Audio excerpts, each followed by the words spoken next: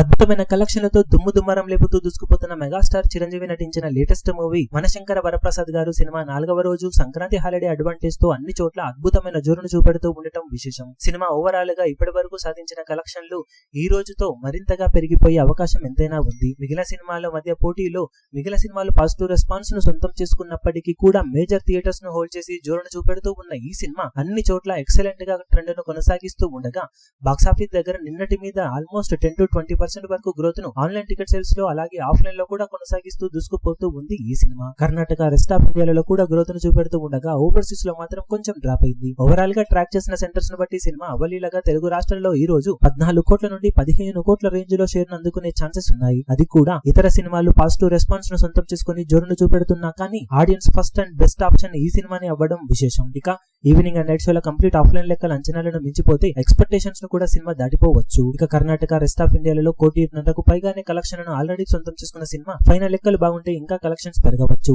ఇక ఓవర్సీస్ లో కూడా జోరును చూపెడుతూ ఉన్న నేపథ్యంలో వరల్డ్ వైడ్ గా బాక్సాఫీస్ దగ్గర ఈ రోజు 18 కోట్ల నుండి 19 కోట్ల రేంజ్ షేర్ మార్కు వైపు పరుగులు పెడుతూ ఉంది. దాంతో బిజినెస్ లో చాలా మొత్తాన్ని ఇప్పటి వరకు రికవరీ చేయబోతున్న సినిమా మిగిలిన రన్ లో లాభాలను దక్కించుకోవడం ఖాయమని చెప్పవచ్చు. ఇక ఓవరాల్ గా బాక్సాఫీస్ దగ్గర సినిమా 4 రోజులకు గాను సాధించే ఏరియాల వారి కలెక్షన్ వివరాలు ఏ విధంగా ఉంటాయో చూడాలి.